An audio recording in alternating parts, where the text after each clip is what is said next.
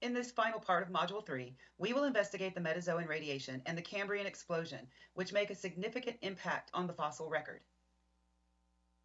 Large complex animals emerged during the late Ediacaran. They were all soft-bodied organisms. These large metazoan animals may have prevented the return to icehouse conditions by consuming photosynthesizing organisms. This prevented removal of large quantities of atmospheric carbon dioxide, a greenhouse gas, which kept the Earth warm. Ediacaran fauna were all soft-bodied animals preserved as ghost outlines or impressions in the sediment. They include fractal animals, sponges, cnidarians, and bilaterians. Fractal animals had no mouths. They fed by osmotrophy, which is the absorption of nutrients by osmosis through the skin. The Ediacaran seafloor had a large amount of dissolved nutrients because few plankton-eating metazoans existed. These were the first large animals. They built their bodies by adding on modular units. There are no fractal animals in the modern world. They were an evolutionary dead end in the Precambrian. This photo is of a fractal animal fossil. This particular fossil is called Charnia, some of which could grow as much as 2 meters long. These two photos are two of the mobile bilaterians of the Ediacaran period. On the left is Dickinsonia, which fed by osmotrophy. On the right is Kimberella, a possible grazer. The seafloor was organic rich because for millions of years there were no animals on the seafloor to consume the rain of organics falling through the water column. As oxygen levels built up, oxygen reached deeper and deeper into the ocean. Eventually, the oxygen-rich water column reached the seafloor, permitting metazoans to colonize the organic-rich ocean floor. This resulted in new adaptations by metazoans to move around and through the sediment and to consume organics from sediment as deposit feeders. One of the most important events in the history of life began suddenly at the beginning of the Cambrian period, approximately 542 million years ago, with the evolution of skeletons. The fossil record suddenly became much richer as hard parts appear and define a new eon, the Phanerozoic, a new era, the Paleozoic, and a new period, the Cambrian. This event is called the Cambrian explosion because of the explosive variety of life that suddenly appears in the fossil record. One of the earliest shelly fossils is Cloudina, a small cone-shaped shelly fossil just a few millimeters long. It is known worldwide and existed for approximately 20 million years. Cloudina was replaced by a wide variety of large skeletal organisms. The significance of this particular photo to the left is the small hole that the arrow is pointing to. While we do not know what the animal was that lived inside Cloudina's shell, we know from this borehole that predation on other animals had begun.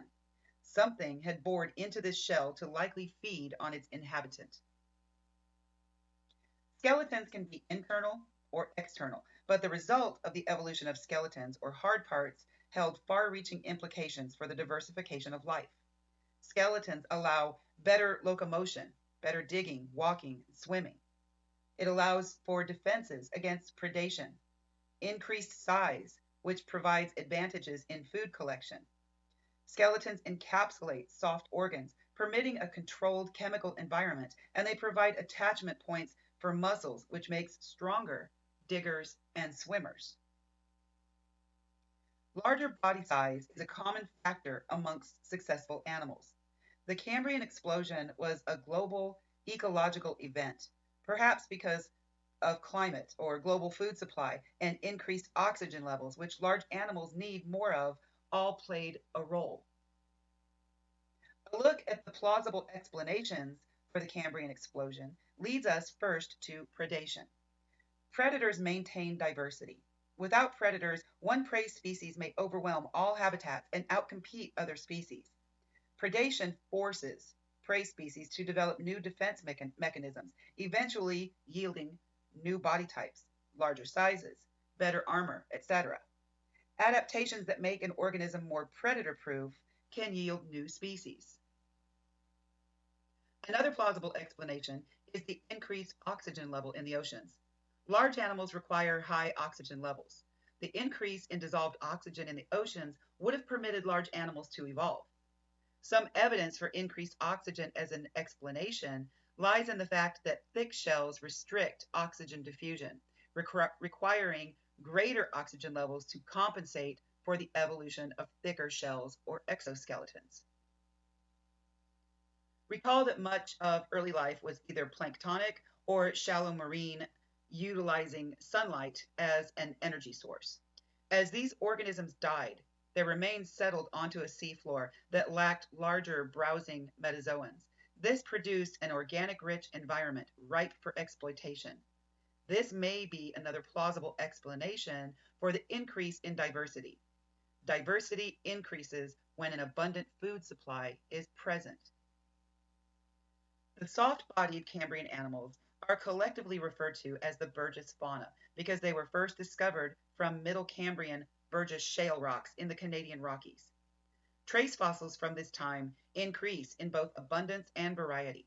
There are many soft-bodied animals with amazing body plans. Additional localities in southern China and North America have since been found, but one thing is common. There was a lot of evolutionary experimentation in body plans taking place. The soft-bodied Cambrian animals lived in numerous habitats, but they were primarily benthic. Most were deposit feeders. They were primarily vagrant benthos and in fauna living in burrows, with approximately 30% comprising sessile benthos filter feeders. Arthropods and worms dominated. The Burgess fauna included many weird and exciting animals. They had many strange names too, like Morella, Hallucigenia, Anomalocaris, Opabinia, Wewaxia, and more. This is an illustration of Morella, an arthropod from the Burgess Shale. Morella is one of several unique arthropod-like organisms found in the Burgess Shale. It is a small animal, 2 centimeters or less in length. The head shield has 2 pairs of long rearward spikes.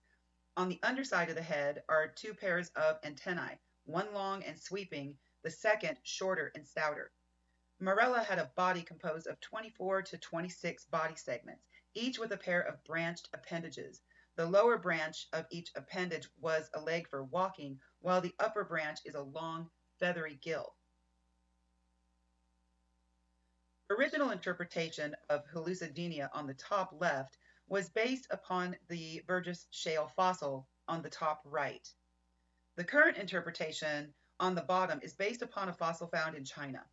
When it was discovered, it was reconstructed upside down and back to front. Hallucigenia is now recognized as a lobopodian worm.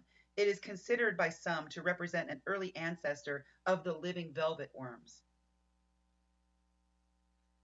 Anomalocaris was up to 1 meter long, was an excellent swimmer, and had superb eyesight. It is thought to be one of the earliest examples of an apex predator. It propelled itself through the water by undulating the flexible flaps on the sides of its body.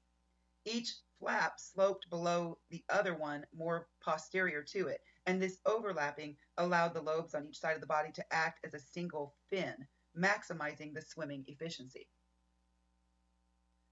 Originally, several fossilized parts were discovered separately.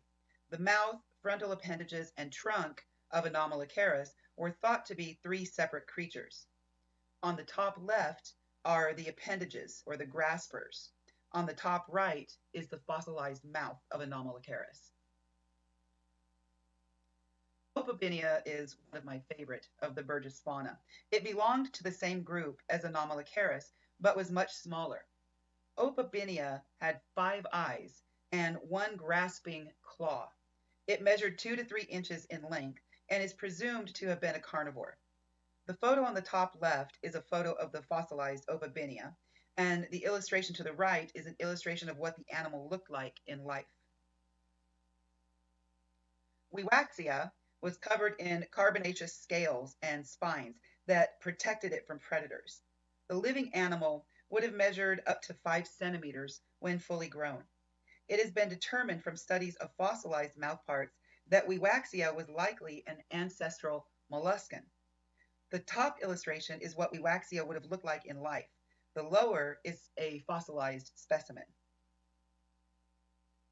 Burgess fossils also include eel-like animals identified as chordates. The fossil on the top is Pikaia. Pikaia was a primitive chordate that lacked a well-defined head and averaged about 1.5 inches in length. It had a pair of large antennae-like tentacles on its head and a series of short appendages which may be linked to gill slits on either side of its head, visible in the illustration on the bottom. Although primitive, Pikaia shows the essential prerequisites for vertebrates. This is the end of evolution of the Metazoans. In Module 8, we will explore the key features of the 10 most important vertebrate groups in the fossil record.